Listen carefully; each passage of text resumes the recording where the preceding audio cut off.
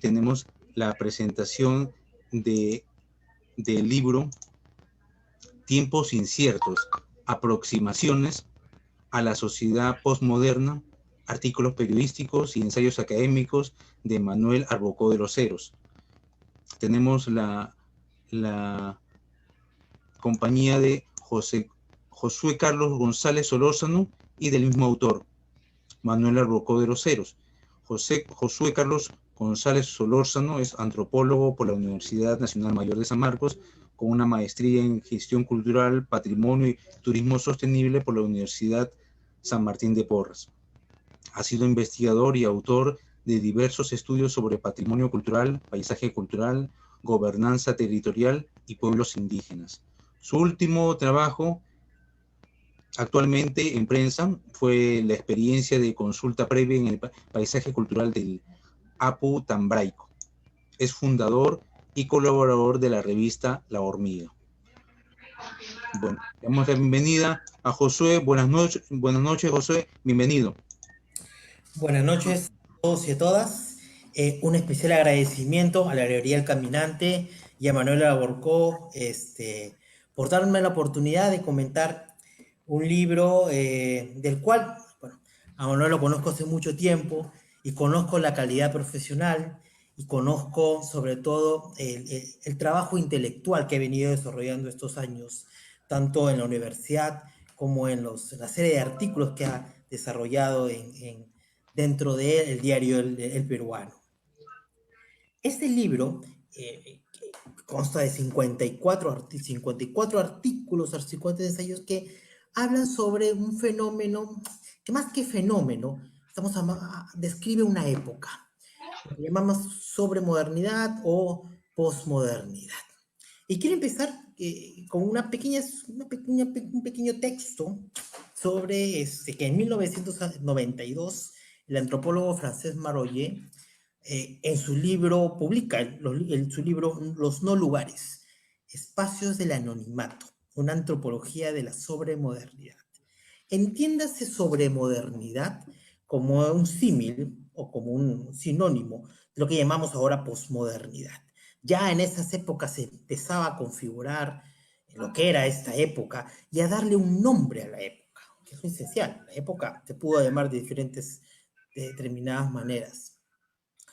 Y él hablaba de que esta sobremodernidad o posmodernidad estaba determinada por tres principios. Había tres principios ¿no?, que determinaban esta vida social. Uno, el tiempo, asociado al espacio y asociado al ego. El tiempo, sobre todo, asociado o relacionado a esta superabundancia de acontecimientos. Lo que vemos ahora, prendiendo el televisor, teniendo el cable, teniendo los canales locales, la radio y el internet, es una superabundancia de noticias, una superabundancia de información. Esta época está atravesada por esta superabundancia. El espacio. Tenemos esta sensación de achicamiento del planeta. Es decir, nos enteramos de lo que puede pasar en Kuala Lumpur o lo que puede pasar en Afganistán solamente prendiendo un botón o entrando a una página en internet. Y el ego. Y el ego está asociado a un concepto que también en ese libro nos va hablando Maroyer sobre el no lugar. Es decir, que el individuo vuelve o se desarrolla en universos sin territorio, mediados no por la relación social, sino por la relación con el texto, con el símbolo.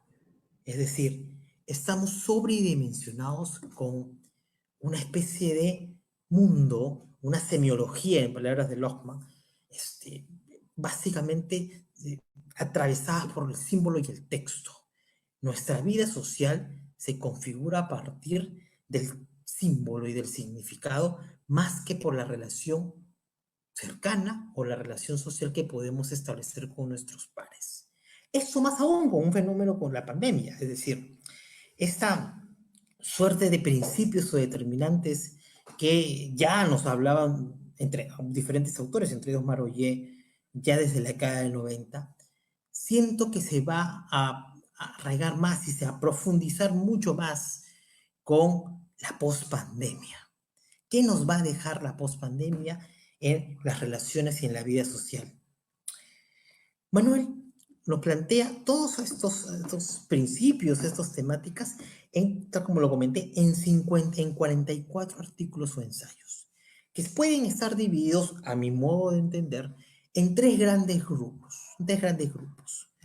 Por un lado, la sociedad del consumo, que ya venían hablando, ¿no? Bauman venía hablando un poco sobre esto, Chomsky ya venía hablando un poquito sobre esto, ya desde la época de los 80, en realidad. El yo y las relaciones sociales, y un pequeño acápite sobre la educación. Eso es muy importante y justo quisiera retomar esos temas. Manuel empieza hablando sobre un punto interesante. Él nos menciona: la liquidez de las relaciones y los vínculos flojos son alentados por muchas sociedades hoy. Y esa idea, la liquidez de las relaciones. La sociedad actual no solo roba el tiempo libre, sino además llena de bulla la vida. No debemos perder el tiempo. Muévete, move, agítate. Parece oírse todo el tiempo. Y me parece que este es uno de los primeros, este está en su segundo ensayo, y me parece que es un aspecto importante del saque de estas reflexiones que plantea Manuel. Es decir, de que las relaciones sociales ya no están, o la vida social ya no está asentada en un tiempo determinado, es decir, en la construcción de la relación. Y más bien lo que importa es una suerte de movimiento y de flujo constante.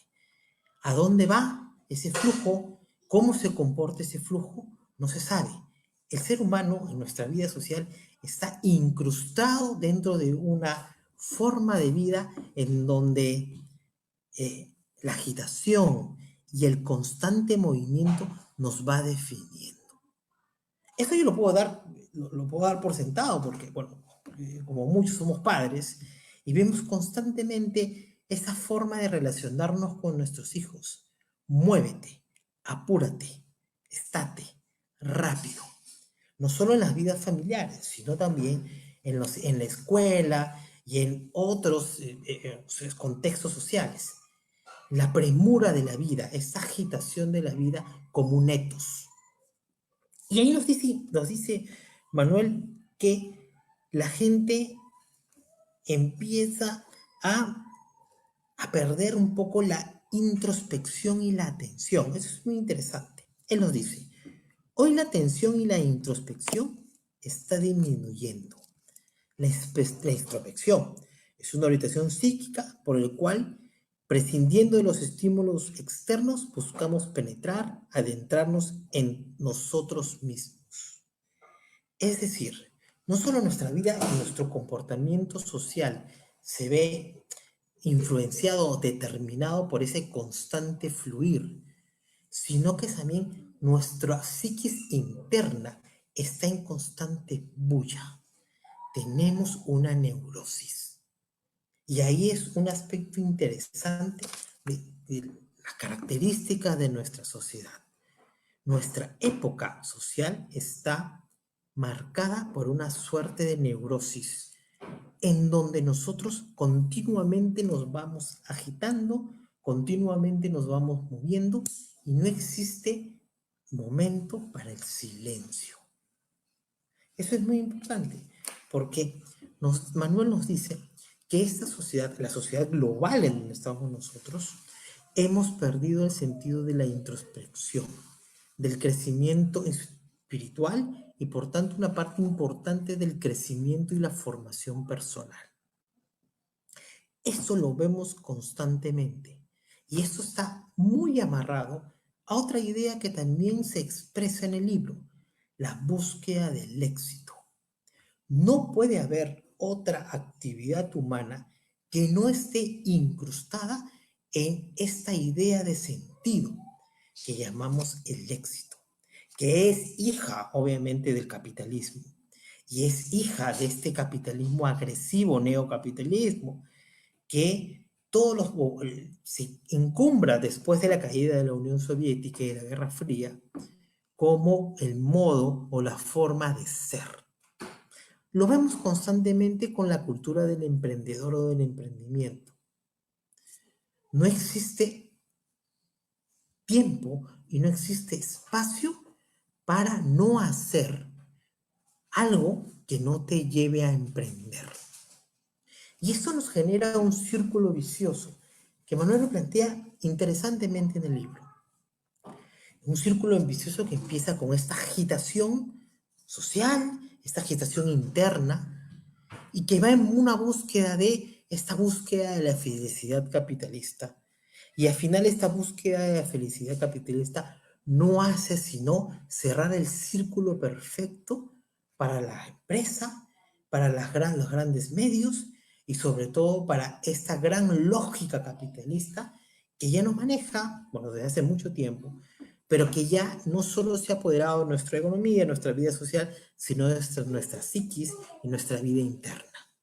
Esto me parece que es uno de los principales aportes y reflexiones que nos invita el libro. El libro nos invita a dialogar, a reflexionar a estos ciertos puntos y no nos deja. Un aspecto importante es que no es autoconcluyente, es más bien una invitación a poder reflexionar. Las ideas vertidas en esta época, en el libro, son de nuestra época. Manuel nos dice: hoy vivimos una época donde el imperativo posmoderno es ser feliz y disfrutar. Ser feliz y disfrutar dentro de este círculo o de este encuadre de consumo capitalista en donde comprar, sentir y adquirir están enmarcadas dentro de una perspectiva del crecimiento emprendedor. Con esto se cierra este círculo de capitalismo salvaje en el cual estamos viviendo y que se engancha con esta sociedad postmoderna. Manuel también nos habla un poco sobre la educación y sobre lo difícil que es para el maestro y para la educación hoy en día asumir los retos e incorporar, mantener su epistemología educativa o su pedagogía en tiempos donde la velocidad cunde y se acelera. Él nos dice una cosa bien interesante. Él nos dice que ahora el reto del profesor es un profesor arrinconado. Ya la escuela no se presenta, es como un pequeño experimento donde se pone a práctica cómo seremos la sociedad misma. Para que los escolares valoren el colegio y deseen aprender, sus padres deben hacerlo primero. Y no aprender reglas de conducta, de no aprender a respetar, a autorregularse y a ser tolerantes. Bueno, eso produce el futuro de un país es negativo. Por más tecnología e inmobiliario que tengan las escuelas, humanamente no avanzaremos. Por más Machu Picchu y variedad gastronómica, como sociedad no creceremos. Díganles a sus padres, por favor. Esto es interesante porque en una sociedad que corre a 100 por hora, no podemos exigirle ni al chico ni al maestro poder construir una persona.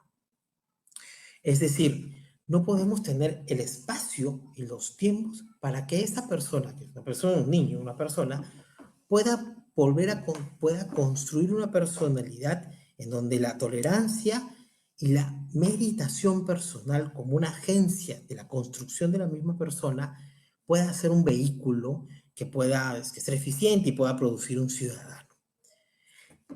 El aceleramiento de la vida, que me parece que es el aspecto central de la sociedad postmoderna, pone en jaque y pone tras las cuerdas las formas y los sistemas educativos tradicionales que hemos tenido. Y si a eso le agregas esta suerte de consumismo feroz, lo que tú tienes son ciudadanos maleables y lo que tú tienes son ciudadanos al final que están determinados o circunscritos dentro de esferas de consumo. Muy acorde a los intereses capitalistas y a los intereses de la gran empresa. Es más, lo que nos dice Manuel, citando a Bauman, es que la sociedad de consumo implica un tipo de sociedad que promueve, alienta y refuerza la elección de un estilo y una estrategia de vida consumista y que desaprueba toda opción de cultura alternativa. Eso citando a Bauman. Una sociedad en la cual amoldarse a los preceptos de la cultura del consumo y ceñirse estrictamente a ellos es, a todos los efectos prácticos, la única elección unánimemente aprobada. La cita de Bauman es muy reveladora. Es, en grandes rasgos, cómo se está definiendo y cómo se ha venido definiendo nuestra sociedad. La sociedad global y la sociedad postmoderna, en donde el consumo, por un lado, la agitación de la vida y la visión en que tú solamente tienes que pensar y construir tu ethos y tu vida para llegar al éxito empresarial, nos enreja de una forma tal en que ya no podemos salir. Y esto ya lo vienen trabajando muchísimos autores. Estamos dentro de un acelerado estilo de vida en donde posiblemente nos podamos deshumanizar un poco. Y hablo de deshumanizar porque las relaciones sociales, y eso vuelve un poco al efecto pandemia, ya se pueden ir definiendo y construyendo a partir del monitor y de la computadora. Es decir, desde la educación, pasando por las vidas sociales, las relaciones sociales, hasta el trabajo, lo que nos va a dejar la pandemia cuando superemos esta pandemia es esta suerte de me comunico a través de este medio, a través del medio virtual. Y esto me parece que va a ser uno de los grandes efectos que va a tener la pandemia en nuestra vida social y en el orden social. Termino con un punto interesante que anotó Manuel, con respecto al tema de la responsabilidad. Nos hemos convertido, Manuel lo habla, en una sociedad que se queja demasiado, en donde si bien hay también una explosión de búsqueda de los derechos civiles, de los derechos de la minoría, somos una sociedad, o bueno, hay una suerte de búsqueda de protesta, ¿no? De queja constante.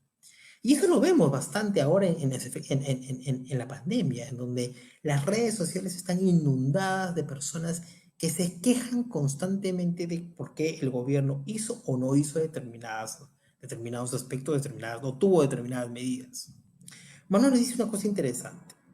La gente grita en las calles, aquí y allá, por sus libertades, pero no he escuchado nunca que salgan a criticar por sus responsabilidades.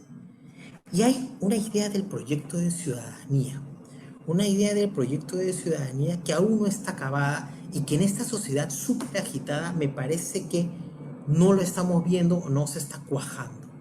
Es la idea del deber ciudadano, es decir, del deber con el otro, del deber con la tolerancia, del deber con el respeto de los derechos de los demás. Y me parece que ese es un punto interesante dentro del cual las sociedades postmodernas van a encontrar un punto de estímulo, no, sino un punto de reflexión para poder continuar y poder un poco reflexionar a dónde nos ha llevado esta suerte de elementos y de aspectos que, si bien, como lo comenté, ya nacieron desde el capitalismo mismo, nos han ido agitando, nos han ido determinando nuestra vida social hasta tal punto de, en algunos momentos, deshumanizarnos ciertas relaciones sociales. Por último, agradezco la invitación y sobre todo invito a la gente a que pueda leer el libro, a que pueda sobre todo interpelar lo que se dice y poder comentar y poder motivarse en las reflexiones y en las discusiones sobre nuestra sociedad actual. Muchas gracias. Muchas gracias por tu participación. Muchas gracias, Josué. A continuación tenemos la participación del autor del libro, Manuel Arbocó de los Heros.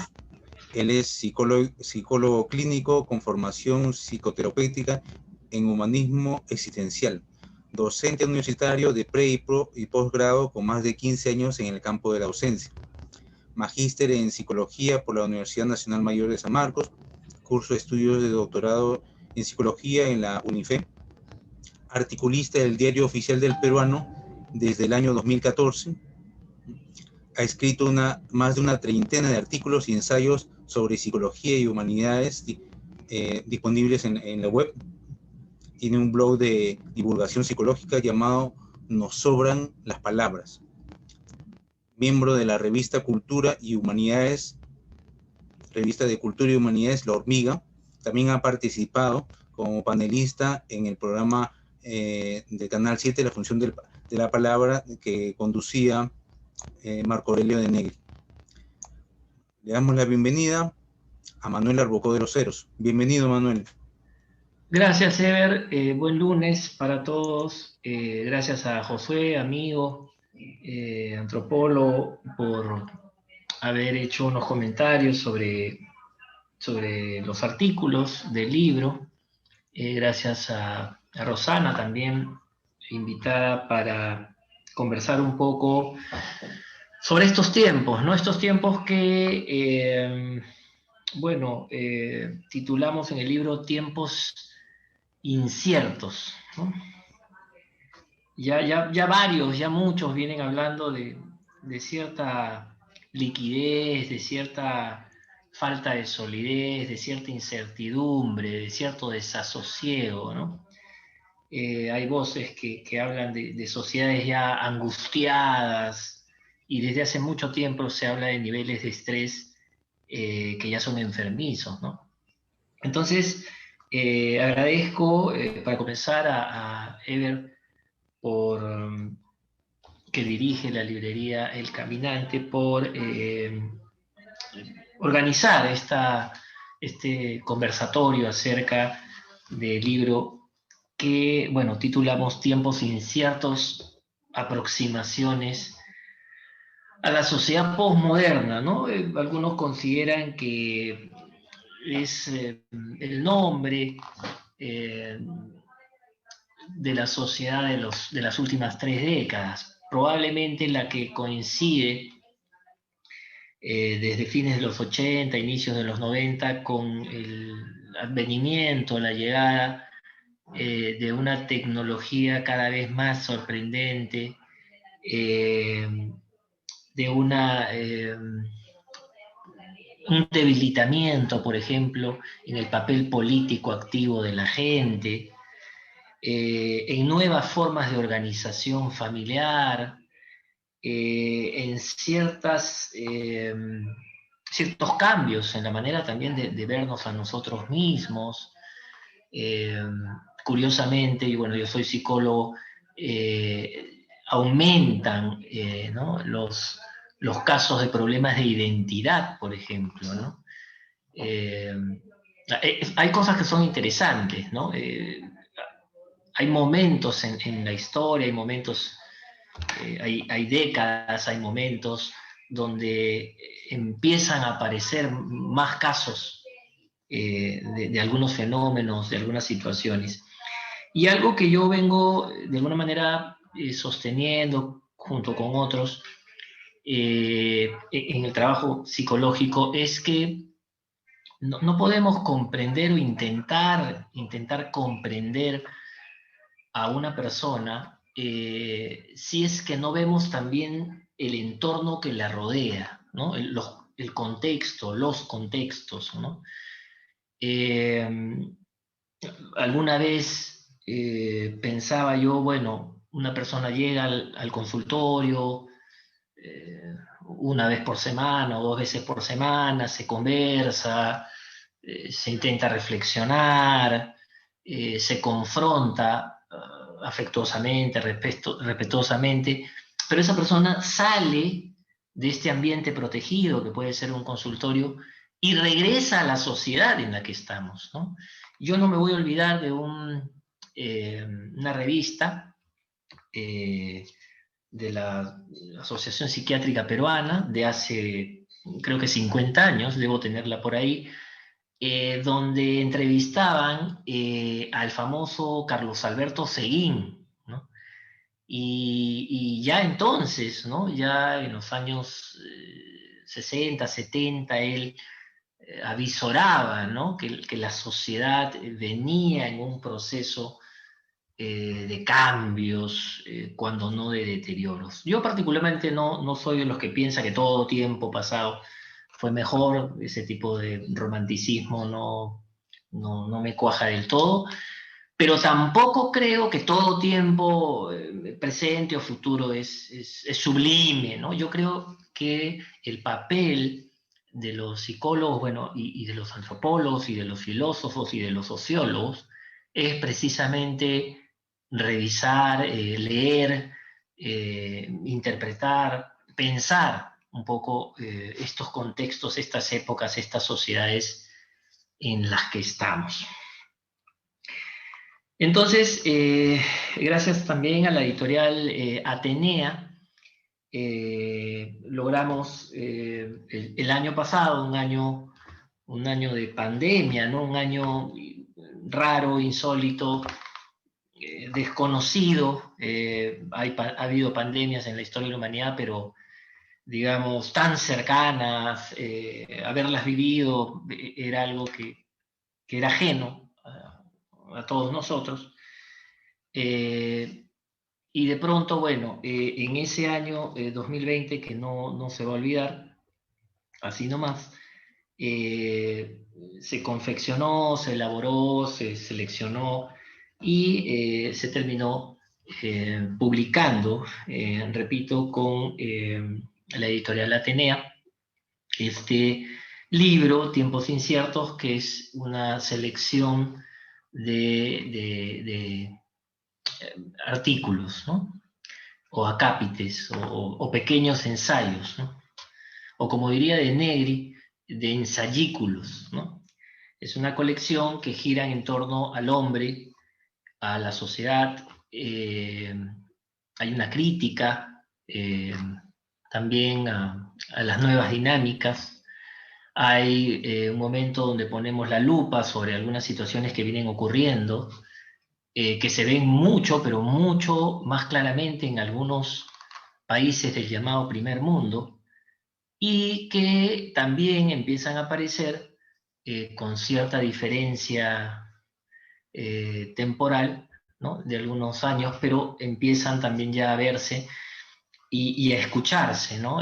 Muchas de las cosas que están puestas ahí no solamente son, pues bueno, reflexiones de madrugada de quien habla, sino son ideas que he venido escuchando, por ejemplo, entre la gente joven. Yo soy profesor hace mucho tiempo y escucho a los jóvenes y no tan jóvenes, quienes conversan, quienes cuentan, quienes consultan también, ¿no? Y bueno, a eso se le suma ya la propia formación y las propias lecturas, ¿no? Si uno revisa, por ejemplo, la bibliografía, verá que a pesar de que el libro ha sido escrito por alguien que, bueno, es psicólogo, hay sociólogos, hay lingüistas, hay antropólogos, ¿no? Porque creo que la psicología no es suficiente para poder explicar estos tiempos, ¿no? Es una herramienta, ¿sí? Pero creo que esta es una tarea muy, muy compleja. Y en ese sentido, me viene a la cabeza decir que hemos tenido la suerte de poder tener acceso, ¿no? a las ideas, a las investigaciones, a las reflexiones de gente valiosa que es citado, ¿no? Chomsky, Bauman, Josué mencionaba hace un momento a Bauman, con su idea de la liquidez, no solamente de las sociedades líquidas, sino del amor líquido, ¿no? esta vida de consumo, así se titula uno de sus famosos libros, o por ejemplo ahora el tan mencionado Byung-Chul Han, ¿no? Que nos habla del cansancio, que nos habla de la pérdida de las tradiciones, por ejemplo, o Sartori, Rollo May, Lipovetsky, Sabater, Julián Marías, Eric Fromm, etc., ¿no? Entonces, lo que quiero hacer es dar lectura brevemente a 3 o 4 de estos títulos que conforman esta selección de artículos. El libro tiene una característica, ¿no? Y es que uno puede iniciar la lectura desde cualquiera de los títulos.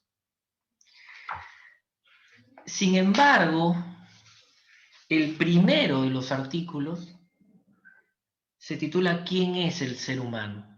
Y el último de los artículos se llama A recobrar la esperanza. Y ese orden sí ha sido un orden pensado, ¿no? Para poder hablar de la sociedad y de estos tiempos inciertos, primero tenemos que partir de intentar describir quién es el ser humano. No puede existir, suelo decirle a los alumnos, una psicología humana, inclusive un modelo terapéutico, no podría existir si no se parte de una concepción de quiénes somos, de qué somos. Y esa es una tarea ardua, ese solo título podría bien justificar un libro, porque, los que pertenecemos al mundo de las humanidades sobre todo, y de las ciencias sociales, no nos hemos quedado callados. Entonces, comenzamos el libro con este artículo que intenta de manera muy resumida poder echar un vistazo general a cómo ha sido visto el ser humano por los especialistas.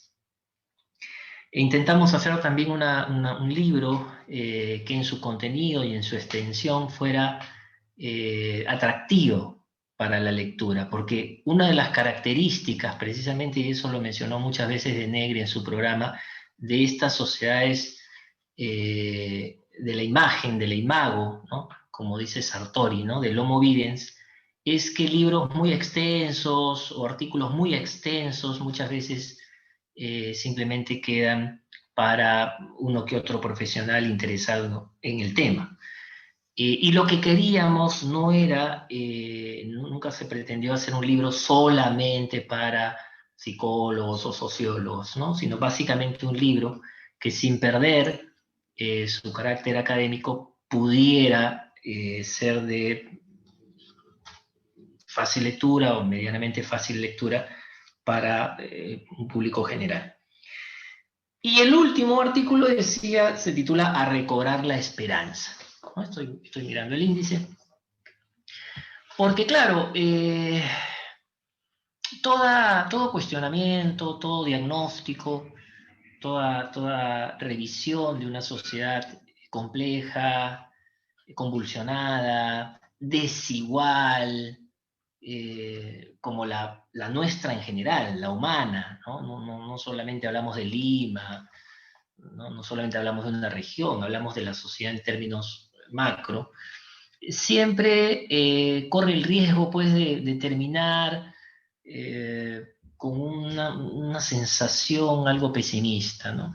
Entonces, un poco para equilibrar eso, los últimos artículos, ¿Cuál es tu tarea? La vida continúa y A recobrar la esperanza, intentan inyectar un poco de eso, de esperanza en un mundo que se ha vuelto muy rápidamente caótico y también incierto. Y curiosamente en una situación como la que estamos viviendo, ¿no? Donde estamos intentando todos adaptarnos a esta situación de pandemia que ha vuelto real muchas imágenes, como conversábamos con Ever, vistas hace unos años en películas. Voy a pasar a leer rápidamente 4 de estos artículos para que todos tengan una idea de un poco la línea. Obviamente es eso, es solo una breve idea. Digamos, para calificar el libro habría pues que intentar revisarlo en su totalidad y bueno, luego poder tener, ¿no?, una opinión completa, pero por cuestiones básicamente de tiempo vamos a revisar 4 de estos puntos. El capítulo 14 se titula La permanente distracción y dice así. Comienzo con una cita del famoso Chomsky, ¿no? Abro comillas: el elemento primordial del control social es la estrategia de la distracción, que consiste en desviar la atención del público de los problemas importantes y de los cambios decididos por las élites políticas y económicas, mediante la técnica del diluvio o inundación de continuas distracciones y de informaciones insignificantes. Cierro comillas. Esto nos lo dice el lingüista, sociólogo y activista político Noam Chomsky, ¿no? Fervoroso crítico de la sociedad mediática. Nos encontramos en la sociedad digital, de redes sociales y de los influencers. Estos últimos son personas con una fuerte presencia en Internet, seguidas por miles, facturan por miles también, y que gozan de credibilidad en ciertos temas. No suelen hablar de modas, belleza, entretenimiento, tecnología y comida. Son muy jóvenes, políticamente correctos y casi siempre carecen de mayores estudios universitarios como de títulos profesionales, generalmente. Por lo tanto, sus opiniones suelen ser prestadas y comunes, pero son reconocidas como personas graciosas, lindas, simpáticas y admiradas por los nativos digitales que los toman como grandes referentes de la vida. Incluso algunos los envidian y sufren por no tener una vida siquiera parecida a la de ellos. Esto lo hemos escuchado más de una vez en la consulta por parte de gente joven. Hagan una comprobación muy simple. Pregúntenle a un jovencito universitario promedio que le mencione a 5 influencers top. Y por otro lado, a 5 grandes personajes actuales de la propia carrera que estudian. Y se darán una sorpresa. Y si eso pasa con estudiantes universitarios, imagínense con los escolares del país. Seguidamente señala Chomsky, la estrategia de la distracción es igualmente indispensable para impedir al público interesarse por los conocimientos esenciales en el área de la ciencia, la economía, la psicología, la neurobiología y la cibernética. Mantener la atención del público distraído, lejos de los verdaderos problemas sociales, cautivada por temas sin importancia real. Mantener al público, dice Chomsky, ocupado, sin ningún tiempo para pensar, de vuelta a la granja como los otros animales, cierro comillas. Basta observar las noticias que suelen elegirse en los canales televisivos, en ciertos diarios nacionales y en las redes digitales de estos mismos medios para coincidir con lo que propone el autor citado. Nos da envidia encontrar canales televisivos en otros países. Ojo que tampoco se libran estos de la televisión basura y del dios del rating, donde algo de cultura, ciencia y debate está presente. Mientras que por acá, los romances de pantalla, los proyectos de la farándula y los ampais a jugadores son las noticias de la semana o del mes. La suma de influencers, posverdades, publicidad simplona, prensa tendenciosa y sesgada, así como las redes sociales de estos medios manejadas por personas con poca capacidad de análisis y escaso interés en discriminar lo importante de lo insignificante, nos dan como resultado esta sociedad de la distracción, la confusión, la nota boba y el consumo del que nos habla el nonagenario lingüista. Para terminar, Volvemos a citar a Chomsky, abro comillas, la estrategia está en dirigirse al público como criaturas de poca edad. La mayoría de la publicidad dirigida al gran público utilizan discursos, argumentos, personajes y entonación particularmente infantiles, muchas veces próximos a la debilidad mental, como si el espectador fuese una criatura de poca edad o un deficiente mental. Cierro comillas. A estar atentos, pues nos quieren volver deficientes. Sabemos que al sistema esto le es muy conveniente. El segundo artículo que quiero compartir es el titulado Sociedad esquizofrenógena. Esquizofrenógena significa que produce esquizofrénicos o esquizofrénicas. Puede ser una madre la que lo haga. De hecho, el término es tomado de una autora, Frida von Reichmann, que hablaba de mamás que producían esquizofrénicos. Puede ser una familia, así como una sociedad en su conjunto, con sus contradicciones, dobles morales, falsos discursos y malos modelos. Gran cantidad de sociedades se mueven dentro de vínculos extraños y ambivalentes, con dobles y hasta triples mensajes y órdenes. Algunos ejemplos bastarán para aclarar esto. Nos dicen desde pequeños que está mal mentir y robar, pero desde entonces vamos viendo en casa, en la escuela y luego a las propias autoridades del país, policías, jueces, alcaldes, presidentes incluidos, los vemos hacerlo. Así se transgreden las propias normas por ellos señaladas. Nos dicen también que un hombre vale por lo que lleva dentro y que hay que ser más que parecer. Sin embargo, luego observamos en la televisión cómo la gente usa máscaras todo el tiempo y vive orientado a producirse, una palabra que está de moda. Es decir, a fabricarse en una cosa que no se es. Convertirse en un producto que estará en la vitrina de la vida esperando ser mirada, aceptada y hasta adquirida o adquirido. Escuchamos esa cantaleta de que somos únicos e irrepetibles, pero los padres se asustan cuando escribimos con la mano izquierda y nos hacen escribir con la diestra, o se asustan cuando somos más lentos o más cinéticos que los demás, y en esos casos nos etiquetan, nos diagnostican y hasta nos medican. Todo para que seamos normales, lo cual significa ser parecido a los demás, al promedio, a la norma. De genuinos y particulares, nada. Nos hablan de que el respeto y el amor al prójimo deben ser la línea rectora de nuestros vínculos y relaciones. Pero desde chicos vemos cómo papá y mamá no se llevan, discuten y hasta se agreden, siendo agredidos nosotros de paso, directa e indirectamente, tanto verbal como físicamente. Entonces, no debemos consumir alcohol y menos drogas, pues esto está mal. Pero siendo niños participamos en juergas familiares interminables en casa y nos enteramos luego de la costumbre de algunos de esos familiares de automedicarse hasta el hartazgo cuando las cosas se ponían difíciles. Y es que algunas pastillas para los nervios no caen mal. Y de remate, una poderosa cervecería adicta al monopolio auspicia la selección peruana de fútbol. Mientras tanto, en las noticias nos enterábamos de la caída de otro pequeño vendedor de coca, que saldrá unas semanas después de haber arreglado convenientemente con algunos abogados, policías y fiscales.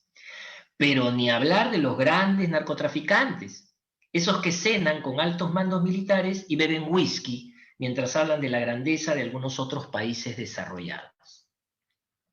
La policía hace su labor cuando la hace, y luego vemos cómo los malos capturados salen bien frescos horas después, dejados en libertad por fiscales y abogados que promueven así el desorden, la impotencia y la apatía. El Estado no funciona.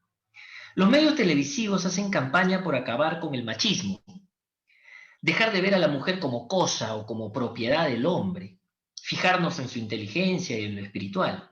Sin embargo, esos mismos medios promueven el sexismo y la violencia con sus realities y programas cómicos adornados de exuberantes chicas que bailan, se contornean, dan saltitos y se agachan coquetísimas en sus diminutas prendas. Programas cómicos plagados de discriminación, violencia, mofa y abuso. Estos mismos canales transmiten y festejan los últimos ampais de la farándula, así como la formación de parejas arregladas a pedido para conseguir el anhelado rating de esa temporada, en el programa de la noche. Yo no entiendo. Luego pegarán un grito en el cielo cuando el año termine y la cifra de violencia de todo tipo haya vuelto a aumentar. En los bares, casinos y tiendas por departamento, bellas jovencitas se ganan la vida impulsando el negocio, con reducidos atuendos como requisito imprescindible para conseguir el trabajo. Pero nos dicen que la mujer es más que un objeto, cuando el mismo trabajo la cosifica y la expone, no la cuida, no la respeta. La televisión promueve valores al mismo tiempo que antivalores, y en medio de programas televisivos sosos, noticieros que nos asustan todos los días, publicidad permanentemente invitando al consumo, canciones vacías muy escuchadas por los adolescentes y jóvenes, y con eso que ha sido bautizado como la posverdad, circulando en noticieros y redes sociales, nos vamos moviendo en un mundo menos respetuoso, menos inteligente y poco sensible, menos ético y menos estético. Enormes presupuestos invertidos para la propaganda de programas de chismes y difamación, cosa no solo inmoral sino ilegal, es un delito, mientras que casi un nulo aviso de la agenda cultural del país. Películas, exposiciones y muestras artísticas que ennoblecen el alma humana son ignoradas para difundir basura televisiva. Sin embargo, esos mismos canales de televisión dicen estar del lado del Perú. Te quiero Perú y todos somos Perú son solo frasecitas hechas para una eliminatoria clasificatoria al Mundial de Fútbol. Finalmente, de la esquizofrenia dice la RAE: grupo de enfermedades mentales correspondientes a la antigua demencia precoz que se declaran hacia la pubertad y se caracterizan por una disociación específica de las funciones psíquicas, que conduce en los casos graves a una demencia incurable. Saquen ustedes sus conclusiones. Y, para no hacer más agotadora la noche, el tercer y último artículo que quiero compartir se titula El cuerpo y las apariencias. La especialidad médica más rentable, según diversos reportes, es hoy la cirugía plástica. Si no me gusta ni mi cara, ni mis pechos, ni mi barriga, ni mi trasero, ni mis genitales, pues no hay problema. Contamos con bisturís, botox, liposucciones, cremas antiarrugas y antienvejecimiento. Y para todos los bolsillos, y para todas las autoestimas. Sylvia Resfield, en su libro titulado Tatuajes, una mirada psicoanalítica, nos dice lo siguiente: así como cada sociedad recrea un imaginario en torno a un modelo deseable de cuerpo, otro tanto ocurre con las prácticas que instituye. En efecto, en siglos anteriores, la preocupación religiosa incluía un cuidado del cuerpo que suponía alcanzar otros logros, el gobierno del alma y las pasiones. Es decir, se apuntaba a un control del deseo. En cambio, en un contexto donde tales ideas dejan de ser preponderantes, nos hallamos ante una motivación diametralmente opuesta. Así, dice la autora, dentro de lo que hoy en día es la cultura del consumidor, el cuerpo se torna un vehículo del placer, es deseable y deseante, y por consiguiente hay que trabajarlo y producirlo. Cierro la cita. Se usa ahora entre los jóvenes un término horrible: producirse. Efectivamente, se habla de producirnos para salir de casa y dar una buena imagen. Y mientras dure la producción, ser mirado, deseado, envidiado o envidiada. Pero recordemos que al producirnos, nos convertimos en un producto, es decir, en una cosa, un artefacto, algo que como todo producto será exhibido, mirado, tocado, ponderado y finalmente alquilado o comprado, como ocurre con los objetos. Pero las personas no podemos nunca ser productos, pues como seres humanos tenemos dignidad, psique, mundo interior, dentrura, término empleado por Marco Aurelio de Negri. O alma, si usamos un término clásico. Recuérdese en este punto los argumentos macabros que se consiguieron en el pasado para justificar matanzas y genocidios al ver al otro precisamente como una cosa, un número, despojándolo de toda humanidad. El lenguaje, fíjense con este ejemplo, representa también cómo nos vemos, nos tratamos y nos sentimos. El término producirse es una palpable cosificación de las mujeres y hombres de este mundo inauténtico que privilegia lo externo y lo observable, tangible, a lo privado, natural, íntimo y esencial. Quizás estamos perdiendo esa interioridad y ahora solamente queda la cáscara. Finalmente, preferimos no decir nos producimos, sino más bien nos arreglamos, nos ponemos más bellos o más presentables al estar en público. Drisfield afirma, y no podemos estar más de acuerdo con ella, que un proceso de seducción impregna todo el funcionamiento social y regula el consumo, las costumbres, las organizaciones, la educación y la información. De ahí la multiplicación de prácticas cotidianas, la preocupación por el envejecimiento, una atención obsesiva por la salud y la alimentación, los rituales de control y mantenimiento, deportes, gimnasia, el consumo de medicamentos o el auge de las cirugías reparadoras. El cuerpo ha perdido su estatus de alteridad y se confunde con el ser sujeto, con la persona.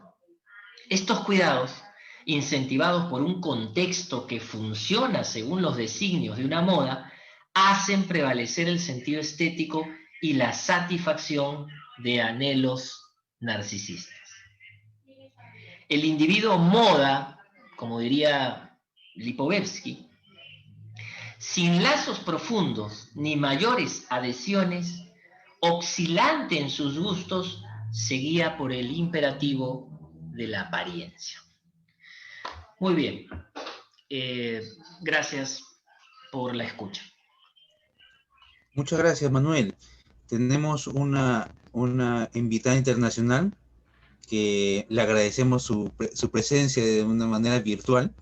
Ella va a compartir con nosotros su experiencia y algunos enfoques que ella nos puede dar.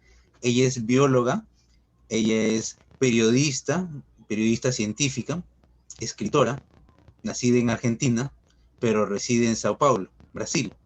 Autora de libros de salud y hace algunos años publicó una novela de ciencia ficción que en realidad parece una novela histórica, Biovigilados, ¿no? Es su primera novela de ciencia ficción y en el cual aparece un personaje curioso, ¿no? Que ella después nos va a comentar sobre los hikikomori. Tiene un síndrome del hikikomori, que es algo que de repente, esperemos que no, se pueda volver común. Roguemos que no, ¿no? Bueno, bienvenida, Roxana, muy buenas noches. Buenas noches, muchísimas gracias. ¿Se escucha bien? Sí, adelante. Perfecto. Bueno, primero quería agradecer a la Librería El Caminante por la invitación, especialmente a Ever, un gran apoyador, y también quería agradecer mucho al autor porque cada libro es un compromiso con el pasado y con el futuro que es muy respetable y sobre todo, especialmente porque un autor cada vez que da un libro a la humanidad está cediendo una parte de sí mismo. Así que quiero agradecerte en nombre de todos los lectores. Me impactó muchísimo el título muy bien elegido del libro, lo de tiempos inciertos, y me hizo pensar que en realidad siempre los tiempos son inciertos. Lo que cambian son probablemente las incertezas y nuestras incertezas son muy distintas a las que vivieron nuestros abuelos, que no tenían idea de lo que iba a pasar al día siguiente, como nos pasa hoy a nosotros. Y lo que siempre, y que quizás lo que diferencia los tiempos son las herramientas que necesitamos para convivir y para superar estos tiempos inciertos. Así que Valoro muchísimo el trabajo, Manuel, de que te has tomado para tirarnos una soga a todos los que estamos desesperados pensando cómo sobrevivimos a esto. Cuando Ever me invitó a compartir este momento, que vuelvo a agradecer, yo pensé mucho en hablar de uno de mis personajes de mi libro. Básicamente Biovigilados era un libro de ciencia ficción. Ahora cuando cuento un poco de qué se trata van a ver por qué él dijo que se había vuelto una novela histórica, porque fue publicado hace 3 años y hablaba de la amenaza de un virus respiratorio que iba a venir de China y a parar el mundo. Y bueno, la mitad del libro pasa cuando hay una vacuna que no respeta las regulaciones oficiales. Pero básicamente los dos personajes principales son una científica, una mujer científica, que es la creadora, que es la que utiliza las técnicas de biovigilancia, es decir, las mismas técnicas que usan los gobiernos que usaban en aquel momento los gobiernos para perseguir para saber qué pasaba con los terroristas, para seguir una enfermedad, esta enfermedad respiratoria que en la mayoría de los casos parecía una gripe, pero en algunos no, y también para seguir los efectos de la vacuna. Pero el otro personaje que quiero hablar hoy es un hombre que desde la última epidemia que él vivió no sale de su casa. En una situación que yo creo que cada día nos sentimos todos más identificados. Él se dio cuenta que podía hacer su vida perfecta, que no necesitaba salir porque podía comprar por internet, porque le traían las cosas, porque toda la información le llegaba a su pantalla, podía tener relaciones humanas, humanas entre comillas, porque podía cambiar de personalidad en cada relación virtual que tenía. Va incluso, a medida que transcurre el libro, va incrementando todas sus capacidades virtuales hasta llegar a dominar completamente el sexo virtual. Y esa sensación de control claramente se muestra frágil y muestra el lado B, donde uno a veces piensa que está controlando todo a través de la tecnología, y lo que eso deja es una mayor angustia y un mayor descontrol. Lo interesante es que cuando yo estuve muchos años preparando ese libro, leyendo mucho, investigando mucho, porque bueno, al fin y al cabo soy periodista, entonces todo tenía que tenerlo bien pensado, bien documentado, y para construir este personaje hice un curso sobre el cuerpo. Bueno, era un curso donde había gente de distintos orígenes, y unos de ellos estaban estudiando justamente a los hikikomoris, que son estas personas que ya existían en Japón antes de la pandemia. Pero lo más interesante es que me decían que acá en Brasil también había hikikomoris, o sea que no era un fenómeno ligado a una cultura, sino parecía más un fenómeno de este tiempo. Pero lo más interesante de todo es que nadie había estudiado aún cómo se podía ayudar a estas personas para volver al mundo real.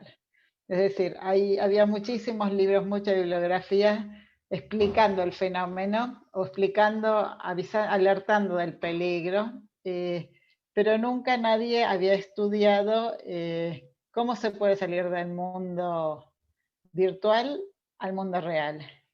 Entonces, bueno, lo poco que había eran unos pocos trabajos, yo los estuve leyendo como para construir ese personaje que tiene que aprender a que no se puede estar en dos lugares al mismo tiempo, que si uno sale a la calle y alguien se acerca, uno no puede poner el mute ni parar el video para que esa persona desaparezca, que las cosas son secuenciales en el mundo real, no es todo simultáneo como en el mundo virtual.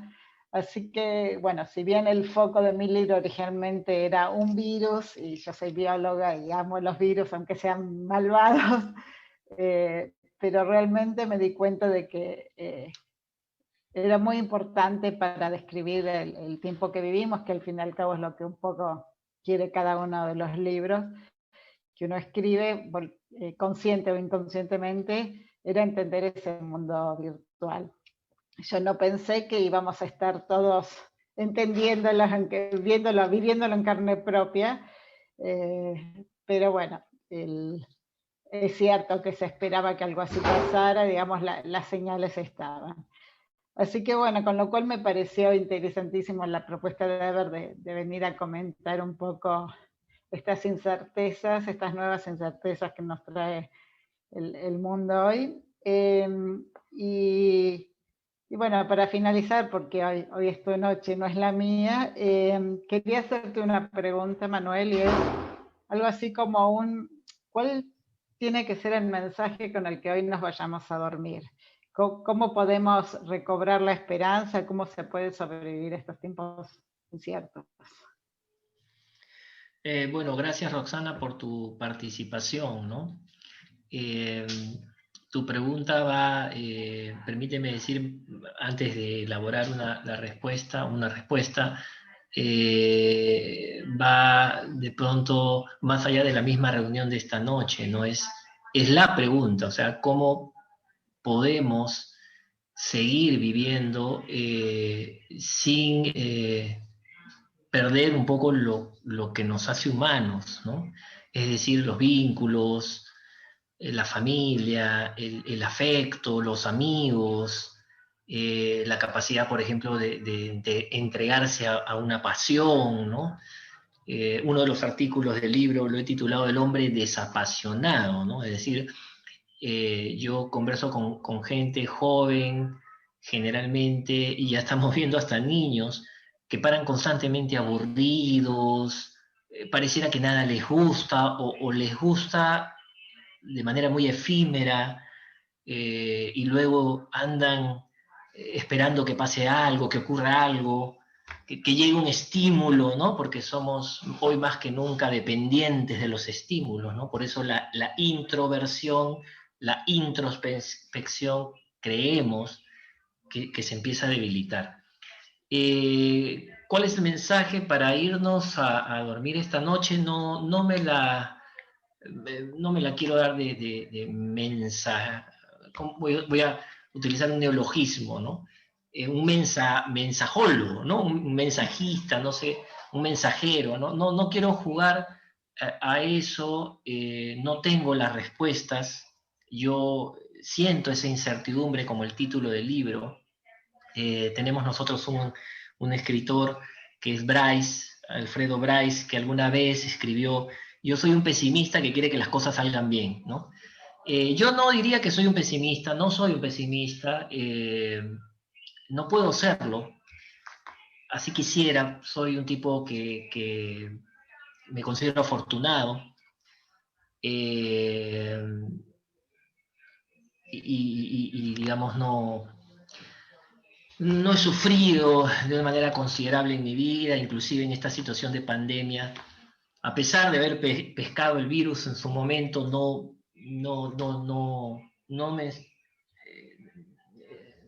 me sale, inclusive la queja o el reclamo, ¿no? El lamento, como millones de personas que obviamente no se encuentran en esta sociedad o sencillamente viven una injusticia tras otra. En ese sentido no soy un pesimista. Tampoco soy un optimista de estos casi maníacos que hay también en esta sociedad posmoderna, todo este fenómeno que tú también debes haber alcanzado, ya sea en Brasil o en Argentina. Estamos viviendo la época de los gurús de la felicidad, ¿no? Con todos estos mensajes que llegan en algunos casos a hartar y a saturar, y que lo único que generan, creemos, es que la gente esté más infeliz, ¿no? Porque el mensaje, el eslogan es: tienes que ser feliz, tienes que ser feliz. Después del impacto, Roxana, de la pandemia que llegó en marzo, acá llegó en marzo, y a todos nos agarró como un baldazo de agua fría, pasó una semana o dos y empecé a ver la misma propaganda del sistema, que sea por televisión, o sea por las redes, o sea por el celular, empezaba nuevamente a bombardearnos con sus mensajes de compra esto, renueva lo otro para que seas feliz. Entonces, por ahí no va la cosa, dicho sea de paso. Creo que todos esos mensajes generan más insatisfacción, porque todo es muy pasajero, las cosas se rompen, las cosas ya pierden su vigencia muy rápido. Recordemos esto de la obsolescencia programada, ¿no? Y creo que lo que genera es más infelicidad. Pero, y acá vengo a responder después de esta especie de prólogo, ¿no? De esta introducción. Creo que también en algunos casos esta situación de pandemia por la que vivimos ha permitido que algunas personas, o muchas personas, se percaten de qué cosas no necesitan y de qué cosas sí. En ese sentido hay muchas voces de médicos, de psicólogos, de literatos, que vienen, de periodistas también, tú eres periodista, Roxana, que vienen señalando, ¿no?, cómo la situación de pandemia ha permitido valorar cosas que en el trajín y en el apuro de la vida prepandemia, de sociedades bulliciosas, estresadas y apuradas como la nuestra, y muy competitiva, no se veían. Por ejemplo, el hecho de tener una casa, aparentemente sencillo, el hecho de poder tener víveres en la alacena, en la refrigeradora, el hecho de poder tener una familia con la cual de repente se ha podido, ¿no? Se ha tenido un tiempo mayor para hacer cosas juntos, para reencontrarnos. Inclusive hay quienes dicen que en estos tiempos ha podido conocer más a su esposa o más a su esposo o más a sus hijos. Entonces, yo creo que quizá ese mensaje que tú propones, me invitas a dar, sería, y esto que voy a decir no es nuevo, porque ya ha sido dicho por psicoanalistas, por psicólogos, por terapeutas, etcétera, ¿no? Creo que el mensaje debe ser, primero, estar atentos a las reglas de juego de estos sistemas. Yo siempre le digo a mis alumnos, estemos atentos, ¿no? El alumno muy pragmático de estos tiempos actuales siempre suele decir, ¿y para qué me sirve ese conocimiento? ¿Y para qué me sirve leer a Bauman? ¿Y para qué me sirve leer a Byung-Chul Han? ¿Para qué sirve, no? Porque eso es propio de estas sociedades pragmáticas extremas, ¿no? O sea, ¿qué gano? Entonces yo siempre les digo, ¿qué ganamos? ¿No? Lo que podríamos, si lo vemos así, ganar es, primero hay que estar atentos, despiertos, no adormecidos, no anestesiados, sino atentos a lo que llamamos en términos generales los mensajes de la sociedad, el sistema, las reglas de juego, ¿no? Hay que estar atentos, ¿no? Un poco como la película Matrix, parte 1, ¿no? Un poco despertar de la Matrix, un poco mirar la Matrix, saber que estamos dentro de una Matrix, ¿no? Por más libro que hayamos escrito, seguimos estando en este contexto, en esta sociedad, en este mercado.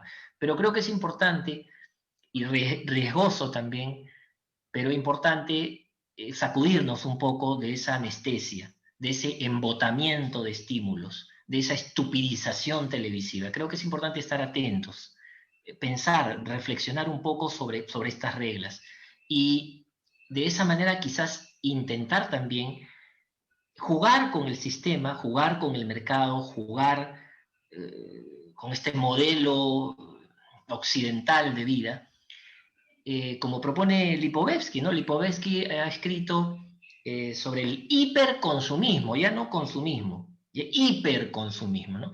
Y él propone, bueno, un consumo inteligente, un consumo astuto, un consumo prudente, un consumo moderado. Entonces, yo propondría, para irnos a descansar en un rato, primero estar atento a los temas sociales, a la organización social y también política, ¿no? Hay que estar atentos a lo que está pasando. Nosotros en el Perú, Roxana, en 2 meses tenemos elecciones. Casi todos los candidatos, y son muchos, son impresentables. Inclusive algunos tienen un prontuariado, no exagero, tienen problemas legales. Vivo en Latinoamérica, sé de qué hablamos. Casi todos tienen alguien que los financia. Grandes corporaciones, grupos, familias, canales, etc., ¿no? Entonces, te pongo eso como ejemplo, es un problema de Latinoamérica y quizás del mundo, ¿no? Yo creo que primero estar atentos, revisar estos temas. Esta no es una verdad, por eso el título es una aproximación, puede haber una crítica, de hecho la hay, yo mismo, de repente en unos años hago una diferente selección o reviso algunas opiniones. Primero, estar atentos a lo que está pasando. Segundo, tratar de regresar un poco a lo simple, ¿no? Y la pandemia en ese sentido nos ha llevado, ¿no?, a lo simple. Estamos consumiendo de pronto menos, estamos saliendo de pronto menos, estamos en casa, estamos con la familia. Esto debería ayudarnos a captar lo realmente valioso, no los valores del mercado, ¿no?, sino lo realmente valioso, que es la amistad, que es la familia. La gente ha sufrido mucho por no poder estar en el cumpleaños del hermano, por no poder estar en Navidad con sus seres queridos, etc. Entonces creo que hay que también reconocer eso, ¿no? Quizás necesitamos menos cosas y necesitamos más vínculos. Es un poco lo que se retrata en el texto, ¿no?, que están también debilitándose. Espero también que cuando esto pase, que quizás será un año o más, hayamos aprendido algo, ¿no? Hayamos aprendido. De repente a separar lo superfluo, lo secundario, de lo principal, ¿no? Y te cuento algo como anécdota, les cuento a todos algo como anécdota, ¿no? Se ha estado escuchando el año pasado, en webinars, en las clases, en conversatorios, la situación de sentirse encerrado dentro de la propia casa, ¿no? Eso es algo que como psicólogo me llama la atención y que tiene obviamente sus explicaciones, porque la logística, las casas, los tipos de familia, las características de los miembros de la familia son muy diversas y permite explicar esa experiencia. Pero así como se ha escuchado esa situación de encierro, de estar encerrado en la casa que representa el hogar, también por otra parte hay una experiencia de sentirse cuidado, de sentirse protegido, de sentirse con la familia, que también se ha escuchado y bueno, esto refleja la gran variedad, pues, por ejemplo, acá en el Perú hay varios Perú, ¿no? Hay varios Perú, hay desde peruanos que tienen necesariamente que salir todos los días porque tienen que trabajar y si no trabajan ese día no hay cena.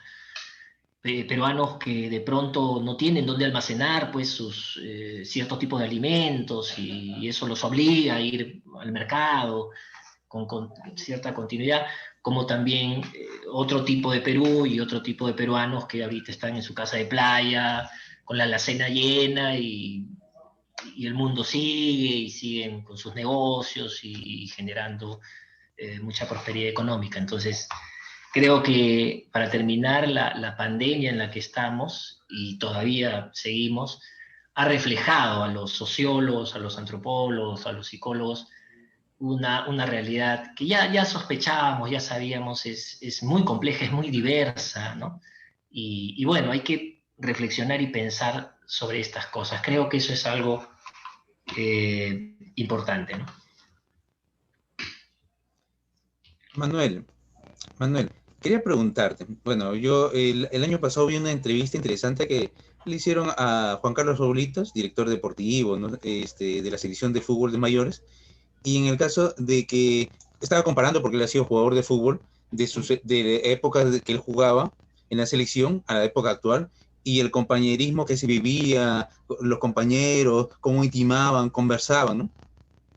En los tiempos actuales, dice que cada uno está con su celular o con sus audífonos, y cuando conversaba con algunos de ellos sobre temas deportivos, sobre el fútbol específicamente, sobre el deporte el cual practican, en el cual viven su día a día, no resistía más de un minuto. Una conversación seria de fútbol no resistía más de un minuto, 1 o 2 minutos, y después entraban en la chacota, en la broma, y no podían más. Y eso también, ahora en los tiempos actuales, la conversación, la posibilidad, si bien estamos en los tiempos donde hay diferentes medios para comunicarnos, pero el expresarnos de manera oral es muy complicado, porque a veces ya por teléfono no se habla, solamente se manda un mensaje, se escribe. Es más, llegan casos extremos en que manda saludos de cumpleaños a personas muy íntimas, muy cercanas, pero por Facebook o mensaje de texto del WhatsApp, y no se saludan, ¿no? O dan el pésame porque se sienten un poco ya también por redes sociales, ¿no? Entonces, esa interacción con el ser humano, entre seres humanos, como que se está perdiendo, ¿no? Hace algunos años un amigo programador preguntaba que estaba haciendo un programa, un sistema para una empresa, en el cual el cliente le había dicho, házmelo, pero más sencillo, como para no pensar. Entonces quería lo más sencillo posible, pero para no esforzarse en pensar, ¿no? No sé, esperemos que esto no se siga agravando más, porque si no, ¿qué generación vamos a tener en el futuro? En el futuro, ¿Qué opinión o quizás ya no en el sé, presente, no sé qué, o ya en el presente, o ya estamos teniendo estos casos, ¿no? Sí, yo voy a hacer un comentario, En pero diferente grado. de repente invito también a las personas que nos acompañan, de repente quieren dar alguna opinión. Yo tengo una opinión al respecto, pero de repente, siendo cortés, no sé si Josué o Roxana quieran decir algo, ¿no? No sé, Rosana, a ver. Yo soy ellos son los expertos, yo quiero escuchar lo que ellos tienen para decir. Ok. Bueno, diré una opinión, de pronto después puede él mismo, Josué, dar su reflexión. Bueno, lo que pasa tú has contado una anécdota, ¿no? Que es la selección de fútbol actual versus la selección de fútbol de repente de hace unas décadas, ¿no? Obviamente ese es un microcosmos que refleja, ¿no? A veces lo micro de alguna manera refleja lo más extenso, ¿no?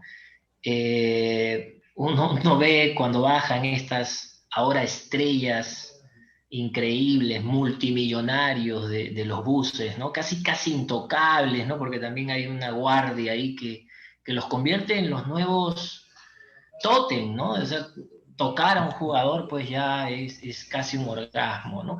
Y estas estrellas, bueno, las vemos todos generalmente con sus audífonos, escuchando su música y siguiendo de largo rumbo al estadio o al hotel.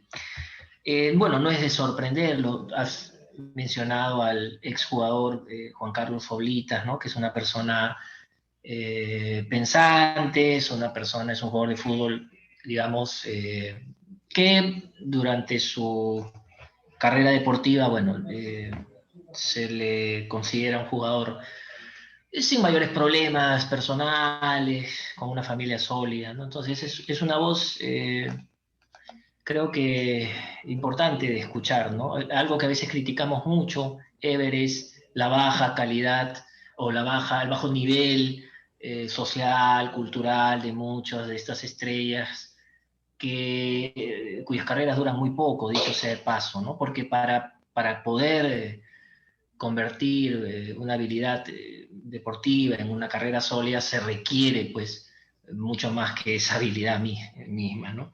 Entonces, yo creo que ese ejemplo que tú pones refleja un poco lo que estamos diciendo y lo que está en parte en el libro.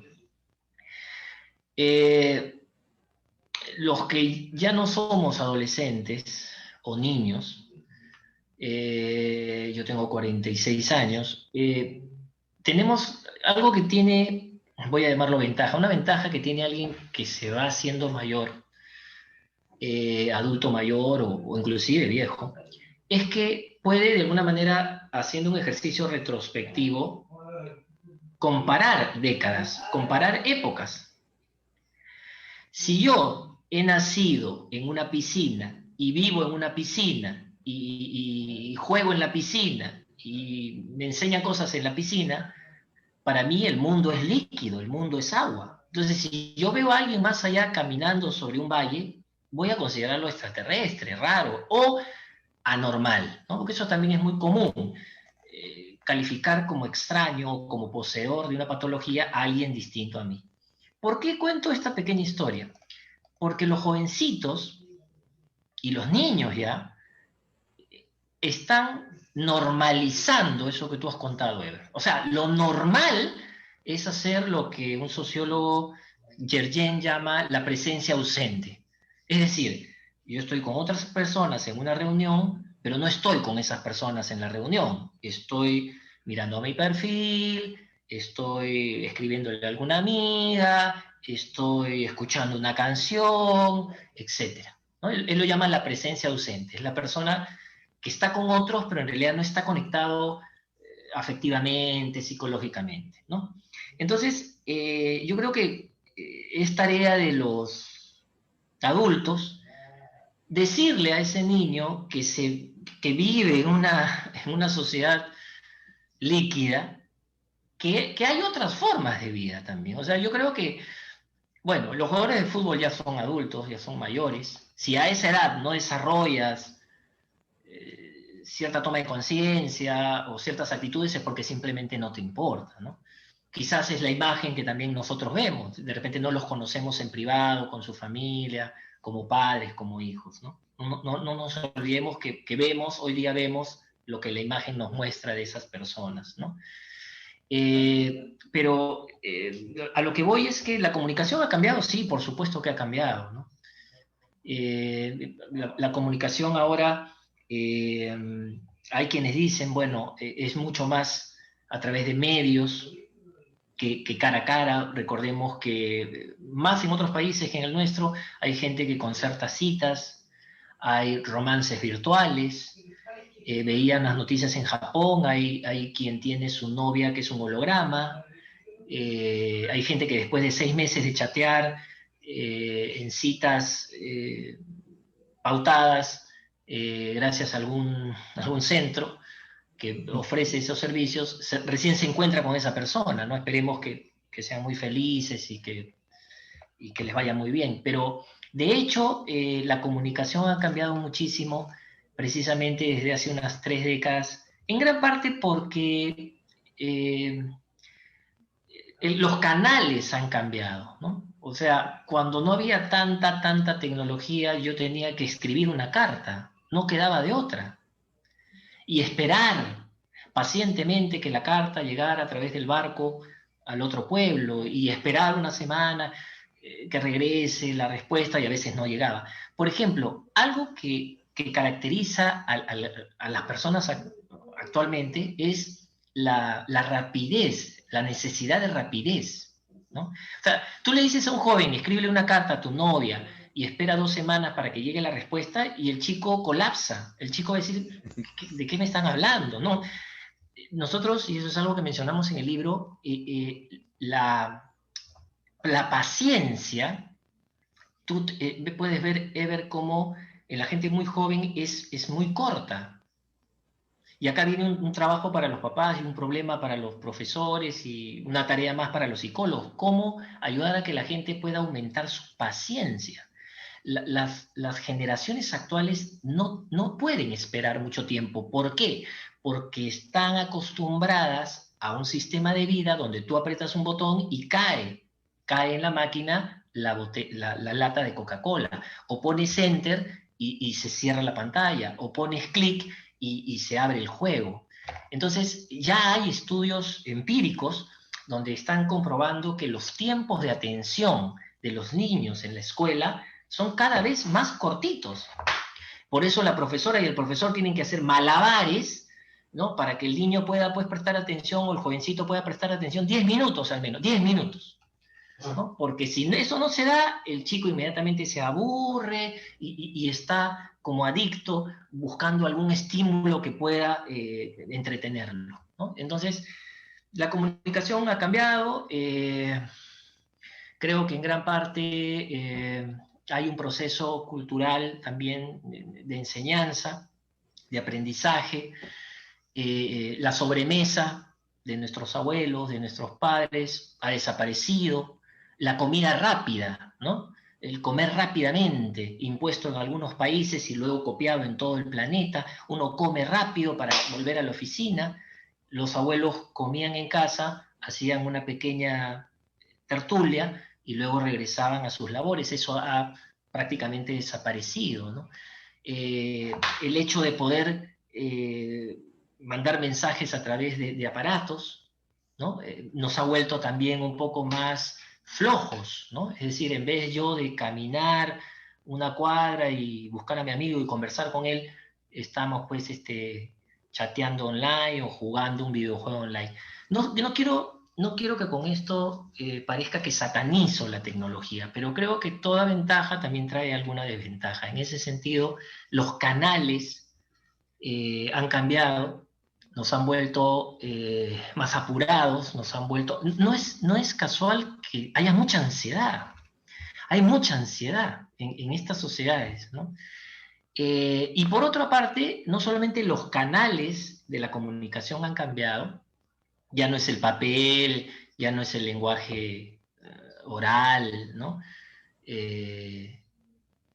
Inclusive el sistema lo permite, ¿no? Me acuerdo un profesor que nos decía, antes el chico tenía que escribirle una carta a puño y letra a la novia el 14 de febrero, ya se acerca el 14 de febrero. Hoy día te vas a una tienda, compras una carta que ya tiene un mensaje escrito, que es el mismo mensaje de 50.000 cartas iguales, ¿no? Y lo único que él tiene que poner es, inspirándose muchísimo, su nombre, y punto. Es decir, hay un sistema que promueve la inactividad, la pasividad para algunas cosas, ¿no? Y por otro lado, recordando a De Negri, también creo que en algunos casos hay un empobrecimiento del emisor, ¿no? Por ejemplo, Ever, ¿cómo la comunicación no va a haber cambiado si hoy en día el léxico de un jovencito, de un niño, es mucho menor al léxico de ese jovencito hace 20, 30 o 60 años? Vargas Llosa cuenta una anécdota muy linda. Cuando era niño, le regalan un libro, ¿no? Y él se fascinó con ese libro. Consideró que era un gesto de mucho cariño de esa persona que le había regalado, no recuerdo el libro, un libro clásico probablemente, y él siendo un pequeño, un niño, un puber, se comió el libro, como decimos. Probablemente, si en la época de Vargas Llosa había iPad, Facebook, Netflix, celulares, computadoras, probablemente el libro hubiera sido una de las 10 posibilidades de invertir su tiempo y entretenerse. Pero hoy en día la tecnología nos da otras posibilidades. Tú le regalas un libro a un niño y bueno, va a decir gracias, ¿no? Y lo va a dejar por ahí, quizás por ahí lo ojee, si es que hay una supervisión de los padres, etcétera, ¿no? Si no la hay, el libro servirá de pisapapel. Entonces, ¿cómo no va a haber cambiado la comunicación cuando el léxico, ¿no?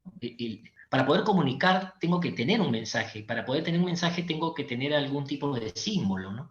La escritura está decayendo, se escribe poco y se escribe mal, la lectura dicen que está decayendo, y yo lo veo en la universidad cómo se sufre mucho en los primeros ciclos para leer, para escribir, para ordenar las ideas. Entonces, obviamente, la comunicación ha cambiado muchísimo, ¿no? Y si uno tiene como modelos, como son ahora los modelos, los influencers, los chicos de la radio, ¿no? Los chicos de la tele, por aprendizaje social, bueno, ese lenguaje es suficiente, es decir, conoces 120 palabras y es suficiente, ¿no? Ya no necesitas, por ejemplo, no se necesita, lamentablemente, lo que voy a decir va a sonar muy, muy feo, ya no se necesita tener esa cultura enciclopédica, pues, de un Luis Jaime Cisneros, ¿no? De un De Negri, ya no se necesita, no es necesario. Y es aburrido para los jovencitos, ¿no? Los modelos, pues, son los chicos reality, ¿no? Llenos de músculos, ¿no? Chicas hermosas. Eso es algo que asusta, fastidia, molesta, incomoda de las sociedades posmodernas, ¿no? La liquidez, pues, como dice Bauman, ¿no? No solamente la liquidez de las relaciones, sino la liquidez de las personas y la liquidez del amor, como dice uno de sus libros. No sé si Josué quiera decir algo, tú mismo, Heber.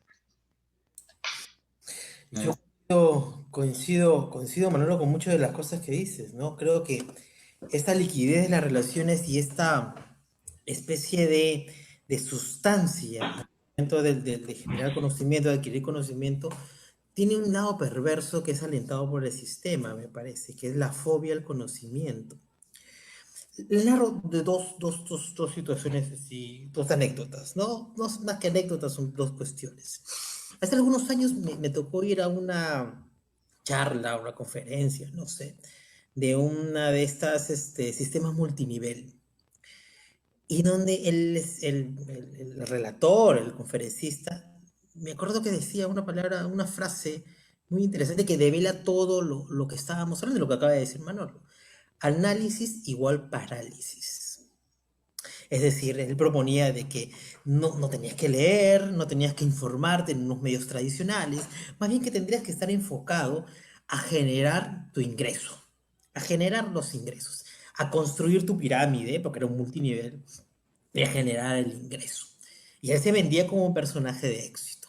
Por tanto, el discurso que tenía, que era un discurso del emprendedor, tal como lo comenté en la charla, del emprendimiento, etcétera, que cala mucho en los países de ingresos medios o ingresos bajos, es el discurso que genera también una aversión al conocimiento. ¿Para qué profundizarse si eso no sirve? ¿Para qué ahondar en un cierto conocimiento si no es que te es útil para la vida o para el éxito? El año pasado Andrés Oppenheimer entrevistó por pequeños minutos a este jugador Cristiano Ronaldo sobre un problema de la FIFA, etc. Aparte de las preguntas clásicas que le puedes hacer a un futbolista exitoso, como que qué tal el gol el último fin de semana, qué tal los resultados, etcétera, le pregunta por una crisis que había pasado, un tema de la FIFA, etcétera, que no me acuerdo. Cristiano Ronaldo interrumpe la charla, ¿no? Y se va. Eso es un indicador también de los tiempos en que vivimos, en donde un personaje exitoso no tiene, ya sea de repente porque genera incomodidad o no sé, pero no tiene más espectro de conversación. Y ahí es un resultado, es un síntoma fatal de estas épocas en que vivimos. Este aceleramiento de la vida y esta especie de juego donde nos ha incluido este sistema, hace de que otras formas de vivir no sean posibles. Y ahí está uno de los grandes riesgos que tiene la vida posmoderna en que nosotros llegamos. Ahora, Manuel decía una cosa muy interesante: que nos va a dejar la pandemia. Yo, en realidad, siento que la pandemia va a acelerar ciertos ritmos que nosotros tenemos. El tema de la ansiedad es bastante fuerte. Las personas que trabajamos en casa superamos las 8 horas de trabajo. Superamos, a veces llegamos a las 10, 12 horas de trabajo y estamos todos los días conectados. Esto es un síntoma que lo puedo ver en muchos compañeros, amigos que trabajan en casa. Todo el día estábamos conectados. Si bien antes luchábamos por mantener las 8 horas de trabajo, casi nunca se cumplían, eran 9 o 10, ahora trabajas todo el día. Y no hay forma de poder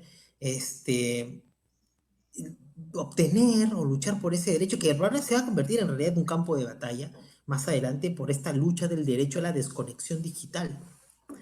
Eso va a ser un campo interesantísimo de lo que va a generar la pandemia. Lo que va a generar la pandemia también es esta forma de socialización o legitimar esta forma de socialización virtual, ya sea en el campo laboral como en el campo de la educación misma. Va a aparecer y se va a quedar, ya esto se ha quedado y se va a quedar, siento y presiento de que se va a quedar por mucho tiempo o ya se va a quedar perennemente. Es decir, el otro día conversaba con un amigo que está en el tema de la organización de eventos, ¿no? Eventos culturales, etcétera, y me decía, mira, así se pase la pandemia, a mí me sale, a él le decía, mucho más barato organizar un Zoom virtual, o mucho más factible organizar un Zoom virtual. O sea, es decir, lo más probable es que perdamos esa capacidad de socialización. Y en la socialización, en la búsqueda del gregarismo, de la búsqueda del sentimiento gregario, creo que me parece que es una de las posibilidades, tal como lo comentó Manolo, que sepamos valorar, o que estamos algunas personas valorando más, y sepamos reproducir después. Sobre todo para el latinoamericano, que el latinoamericano es más gregario y tal vez sea un valor cultural que aún mantenemos a diferencia de otras sociedades como la asiática o de repente la europea, que somos muy gregarios. Creo que esa reconquista de lo gregario puede ser un elemento importante para poder encontrarnos y sobre todo reconocer otras formas de vida y otras formas de sentirse. Y ahí es, me parece, un aspecto importante de que nos puede generar como lección la pandemia. Es decir, que más allá de la premura de esta forma de vivir acelerado, también hay opciones posibles de poder vivir y disfrutar la vida, y que la vida es mucho más que el trabajo y la búsqueda del éxito económico constante, que es una forma de pensamiento y de idea de sentido que, que está incrustado ya en la vida global de todas las personas del mundo. Creo que esa es la búsqueda y el reto importantísimo, ¿no? Gracias, Josué. Muchas gracias. Bueno, ¿algún comentario adicional? ¿Alguna pregunta, Josué o Roxana, para compartir? Bueno, Yo quería, Heber, hacer un comentario a lo que acaba de decir Josué, ¿no? Hay un artículo en el libro que lo titulé la caducidad del yoísmo, ¿no? El yoísmo. Y ahí un poco explico, y hay un mea culpa a los psicólogos y psiquiatras y psicoanalistas que en algún momento le dijimos pues a las personas, piensa en ti, ¿no? Piensa en ti. Mensaje que fue oportuno en su momento, en el artículo lo explico, veníamos de 2 guerras mundiales, una persona que básicamente seguía imperativos éticos en nombre del Estado y de la religión y de la familia y de las tradiciones, etc. Pero bueno, es la caducidad del yoísmo, ¿no? Y en relación a lo que decía Josué y tu pregunta inicial, ¿no? Que fue, bueno, ¿por qué se empobrece la comunicación? ¿O qué pasa con la comunicación? ¿O qué tipo de comunicación tenemos, ¿no? Si yo estoy centrado en mí, si yo cosifico a la otra persona, o ya sea hombre o mujer, si como emisor de mensajes soy breve, soy lacónico, hoy día los alumnos, por ejemplo, ¿no? Los que ya peinamos canas, recordamos exámenes escolares y universitarios, recordarán todos ustedes, donde el profesor nos daba o nos decía, ¿no? Cómprense, me acuerdo, su cuadernillo, que eran unas hojas, en una época pre-laptop, pre-computadora personal y todo eso. Recordarás, Josué, también. Entonces el profesor nos daba o nos comprábamos unos cuadernillos de 2, 3 hojas y teníamos 2 horas para responder 5 preguntas, 6 preguntas, las que se le ocurriese al profesor.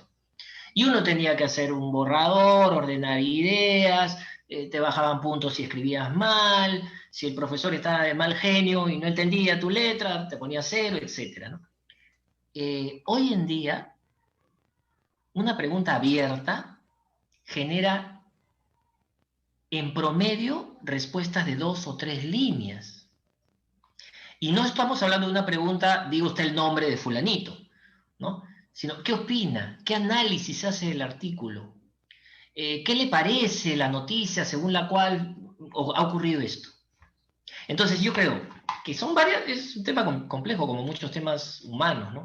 Si yo cosifico a los demás, si yo como emisor no tengo recursos para decir algo, no sé cómo decir, como me lo decía alguna vez un paciente que era acusado de ser un tipo violento, ¿no? Él me decía, no sé cómo explicarle a mi mujer lo que siento, lo que pienso, ¿no? De ahí una de las teorías que intentan explicar la violencia, ¿no? O sea, la incapacidad de explicar lo que no me gusta, lo que yo opino, lo que yo creo, lo que yo considero, ¿no? Si el emisor es pobre y si encima el canal es impersonal, porque hoy día vivimos todos, me incluyo, la época de los emoticones, ¿no? O sea, basta una carita triste o feliz y ya envía un mensaje suficiente. O sea, ¿para qué más? ¿No? Como dice Josué en lo que ha contado en esta conferencia, ¿no?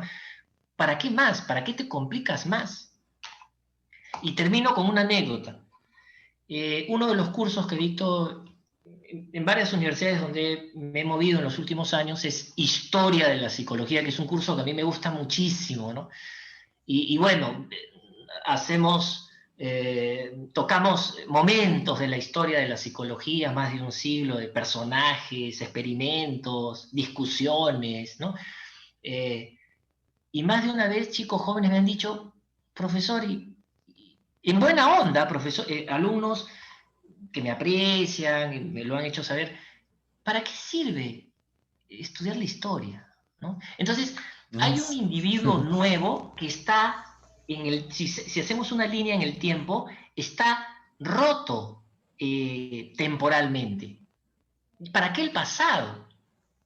El mensaje publicitario de las grandes marcas es: vive tu presente, vive el hoy.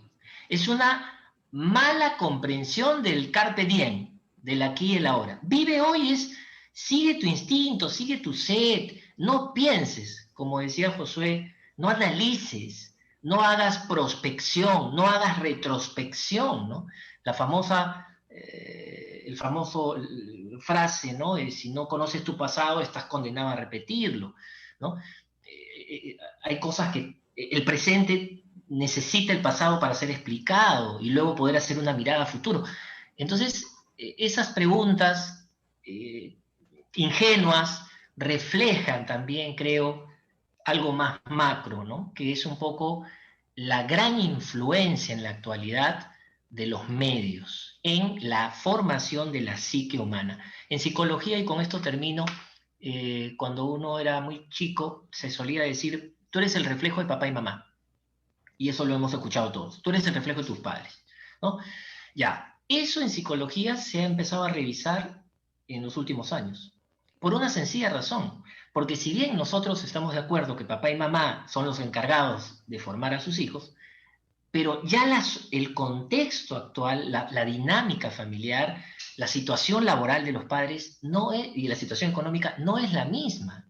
Entonces, ahora, algunos dicen, bueno, el hijo es reflejo un poco de papá, un poco de mamá, un poco de los abuelos con los que papá y mamá lo dejan, un poco de la televisión, un poco del Facebook, un poco del Instagram y un poco de los youtubers y los influencers.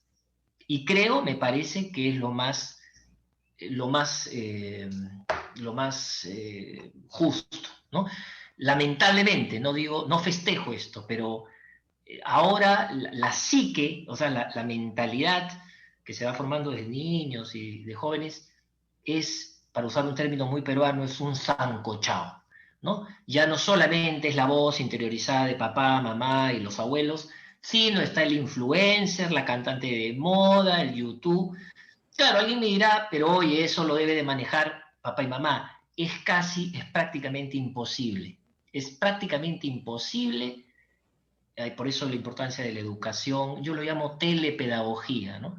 Pero es casi imposible alejar o separar, y de repente hasta inútil también, a los niños de este bombardeo constante de mensajes subliminales en algunos casos, directos en otros, sin vergüenza, que nos llenan la cabeza, y si un chico o una chica no tiene el suficiente coeficiente intelectual, la suficiente capacidad de análisis, no es muy lista, no es muy rebelde ante el sistema, ¿no? Sino más bien es calabacita, condescendiente, muy pasiva intelectualmente, el sistema se la come, ¿no?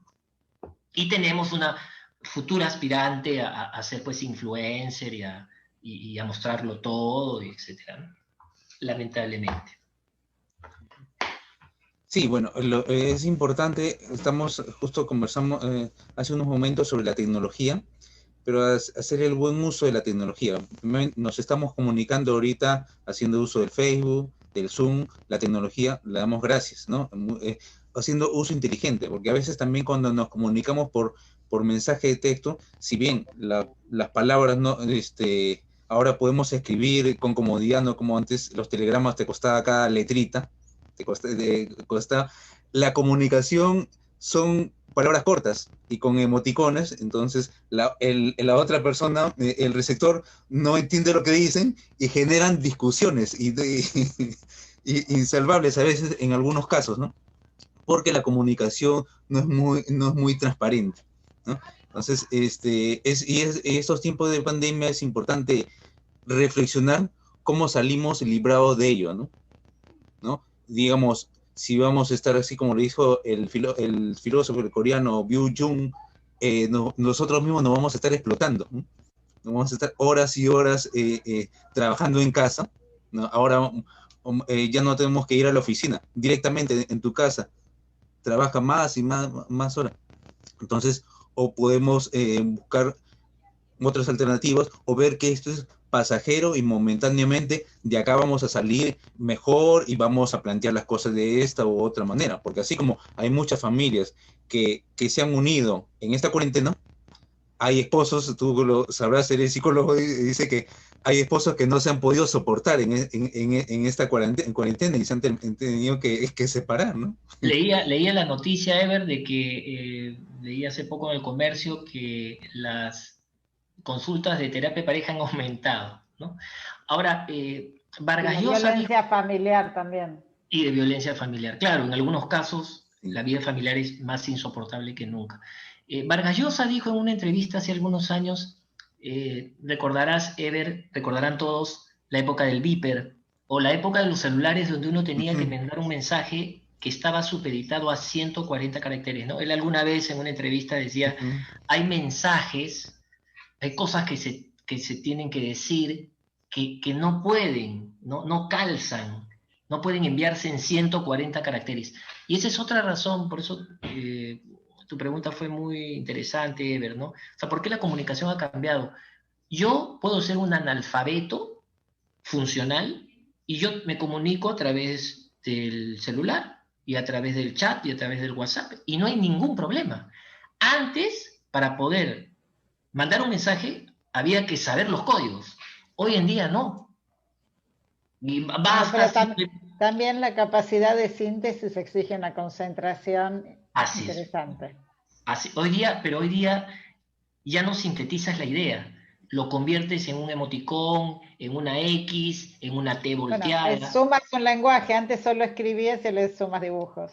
Es un nuevo lenguaje, ¿no? Íconos, ¿no? Pero creo que el sistema permite estas cosas, ¿no? Reducir el espacio, decir cosas breves, y bueno, ganamos algo, perdemos algo también, ¿no? Perdemos algo. Un editor me decía, hoy en día, eh, una novela que tenga pues 400, 500, 600 páginas, por más que haya sido escrita por un premio Nobel, no es rentable, me decía este editor, ¿no? O sea, la comunicación ha cambiado. Antes, pues, que venga ese libro del tamaño de una mesa, ¿no? Hoy en día es casi como lo que ocurre con las redes, con el Facebook, lecturas rápidas, Sí, cortas, muy... también se puede ver que que la necesidad humana también estaba. Yo, por ejemplo, en los años 90 tenía una sección en una revista y eran 8 páginas que están a mi cargo, pero la que siempre más comentaban era una sección que se llamaba Lo bueno y lo malo, que era de 140 caracteres. Y esa era la que tenía más lectores de toda la revista. Entonces quizás había una necesidad humana esperando al Twitter. Claro, emisores que tienen poco que decir y receptores que quieren recibir poco. Y un canal que lo permite Claro, y lo refuerza y lo premia y lo sí. celebra. Bueno, Bueno, creo que hemos conversado Muy suficiente. agradecidos a todos por esta presentación. Ha sido interesante compartir con todos. A ti, Manuel, gracias por el libro. Espero que el próximo libro que salga con ya no, los tiempos inciertos no sean tan actuales. inestables. Sí, y bueno, que estén mejores. Roxana, gracias por compartir tu tiempo con nosotros. Esperemos algún día tenerte acá en el Perú y presentar tu libro también acá en Librería El Caminante. Algún día personalmente. Josué, muchas gracias también por tus apreciaciones, muy interesantes también. Y bueno, esperemos, mencionaste hace un momento, Manuel, que los libros no les gustaban a un niño. Esperemos que en los libros de la Librería El Caminante sí sirvan de regalo y apasionados todos los niños, adultos, sobre todo por este maravilloso libro que sale, Tiempos Inciertos, aproximaciones a la sociedad postmoderna, que lo pueden conseguir aquí en Librería El Caminante.